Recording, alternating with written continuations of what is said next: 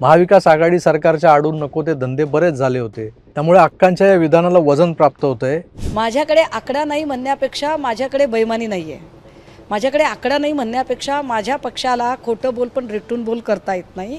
माझ्या पक्षाला इतरांचे पक्ष फोडता येत नाहीत, नेते पळवता येत नाहीत।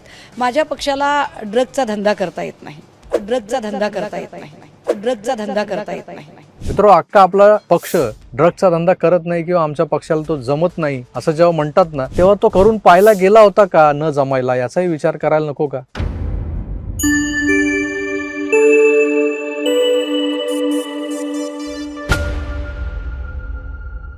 स्टीव्ह पिंटो हे नाव आज फारसं कोणाच्या स्मरणात नसेल, कारण ही गोष्ट आहे आजपासून 6 वर्षांपूर्वीची। स्टीव्ह पिंटो हा दिशा सालियनचा मित्र होता, जो फिल्म इंडस्ट्रीमध्ये दिशासारखंच सेलिब्रिटी मॅनेजमेंटचं काम करायचं। पण याला इंडस्ट्रीतल्या नशेबाजांची तंतोतंत माहिती होती। कदाचित तोही या सगळ्या लाईनमधला असावा।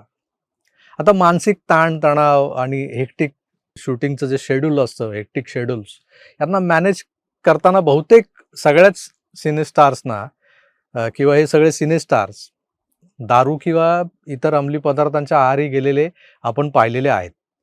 स्टीव्ह पिंटो या सगळ्यांच्या सहवासात असल्यानं त्याला अगदी जवळून माहीत होतं की कोण कोण कसल्या कसल्या प्रकारच्या नशा करतं, कुठल्या कुठल्या नशेत हे बुडालेले आहेत। याच स्टीव्ह पिंटोनी दिशा सालियनच्या खुनानंतर अनेक ट्विट्स केलेली होती। त्यातून त्याला बरंच काही सांगायचं होतं। त्याने अनेक डॉट्स आपल्यासमोर मांडून ठेवले होते, पण ते जोडताना आले कोणाला। आणि मुंबई पोलिसांनी त्या ट्विटकडे दुर्लक्ष केल्याचा आरोप दिशाचे वकील करतात। कारण स्टीव्हच्या एका ट्विटनुसार 7 जून 2020 रोजी काय होतं या तारखेला, तर ही जी निर्माती आहे एकता कपूर, तिचा वाढदिवस होता आणि त्या वाढदिवसाच्या निमित्तानं तिच्या बंगल्यावर एक पार्टी झाली।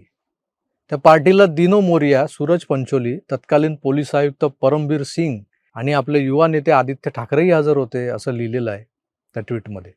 आणि या पार्टीत ड्रग्सचं सेवन केलं गेलं होतं असाही त्याचा आरोप होता। पण ते ट्विट आता गायब आहे।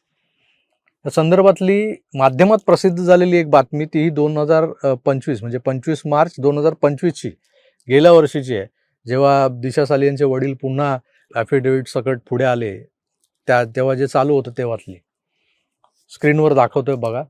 दिशा सालियन प्रकरणात निलेश ओझा यांनी आमदार आदित्य ठाकरे यांच्यासह अभिनेता दिनो मोरिया, सूरज पंचोली आणि माजी पोलीस अधिकारी परमबीर सिंग यांच्यावरही गंभीर आरोप केलेत। वकील निलेश ओझा यांनी माध्यमांशी बोलताना म्हटलेलं आहे की नार्कोटिक्स ब्युरोच्या तपासात आढळून आलंय आदित्य ठाकरे हे ड्रग्ज बिझनेसमध्ये सहभागी आहेत। त्या संदर्भातली इत्थंभूत माहिती आम्ही अर्जात दिली आहे। आदित्य ठाकरे, दिनो मोरिया यांच्या फोन कॉलसह समीर खान नावाच्या व्यक्तीची DFP नावाची एक कंपनी होती जी ड्रग्जचं सिंडिकेट चालवत होती। आदित्य ठाकरे यांचं नाव ड्रग्जच्या बिझनेसमध्ये आल्यानंतर समीर वानखेडे असो किंवा नार्कोटिक्स ब्युरोचे इतर अधिकारी असतील, त्यांना आदित्य ठाकरेंवर कारवाई करण्यासाठी कोणी थांबवलं असा सवाल ओझा यांनी विचारलाय। त्यामध्ये किती कोटींची डील झाली असाही सवाल वकील विचारतात। पोलीस आयुक्तालयात आमची जॉईंट सेक्रेटरी यांच्यासोबत चर्चा झाली। त्यानंतर त्यांनी पोलीस आयुक्तांशी फोनवरून चर्चा करून संबंधित प्रकरणात ही तक्रार दाखल करून घेत असल्याचं म्हटलंय। त्यानुसार आता FIR दाखल झाल्याचाही ओझा यांनी उल्लेख केलाय। आमच्या तक्रारीत आदित्य ठाकरे आणि उद्धव ठाकरे दोघेही आरोपी आहेत अशी माहिती निलेश ओझा यांनी दिली। 11 डिसेंबर 2023 रोजी सतीश सालियन यांचं स्टेटमेंट रेकॉर्ड करण्यात आलंय। त्यामध्ये त्यांनी केस रिओपन करून चालवण्याची मागणी केली आहे। याशिवाय आमच्याकडे आय विटनेसही आहेत। दिशाची हत्या झाली त्या दिवशी आदित्य ठाकरे तिथं होते की नाही, आणि दुसरं म्हणजे दिशाचा मृत्यू हा नैसर्गिक नाही, त्यामुळे ही आरोपीची जबाबदारी आहे की त्यांनी ते पटवून द्यावं हा मृत्यू नैसर्गिक नाही, असं निलेश ओझा यांनी पत्रकारांशी बोलताना म्हटलेलं आहे। म्हणजे एकंदर जे काय चाललं होतं ते सगळं ह्या बातमीत दिसतंय। आदित्य ठाकरेंना काय कमी आहे की ते ड्रग्ज वगैरेच्या धंद्यात पडतील? असा साधा सोपा सरळ प्रश्न तुमच्या आमच्या मनात उभा राहतोच। कारण वंदनीय सेनाप्रमुखांच्या वारसदारांमध्ये त्यांचे गुण नसतील उतरले, पण हे असले ड्रग्ज वगैरे फालतू उद्योग ठाकरेंकडून होणार नाहीत असा माझाही दावा आहे। तसा समजही आहे, भाबडा आशावादही आहे। पण याच सेनेच्या एका बुलंद प्रवक्त्या आहेत आपल्या अक्का, सुषमा अक्का, त्यांनी बोलता बोलता ठाकरेंना म्हणजे त्यांच्या पक्षाला काय ड्रग्सचा धंदा करता येत नाही असं त्या बोलून गेल्यात बघा। माझ्याकडे आकडा नाही म्हणण्यापेक्षा माझ्याकडे बेईमानी नाही आहे। माझ्याकडे आकडा नाही म्हणण्यापेक्षा माझ्या पक्षाला खोटं बोल पण रेटून बोल करता येत नाही। माझ्या पक्षाला इतरांचे पक्ष फोडता येत नाहीत, नेते पळवता येत नाहीत. माझ्या पक्षाला ड्रगचा धंदा करता येत नाही. ड्रगचा धंदा करता येत नाही. ड्रगचा धंदा करता येत नाही. मग कोणत्या पक्षाला ड्रगचा धंदा करता येतो हा सवाल उभा राहतोय ना. आणि महत्त्वाचं म्हणजे ठाकरेंवर दिशा सालियनच्या खुनासंदर्भातल्या केसनंतर अनेक आरोप झाले, त्यात अनेक अवांतर आरोप होते.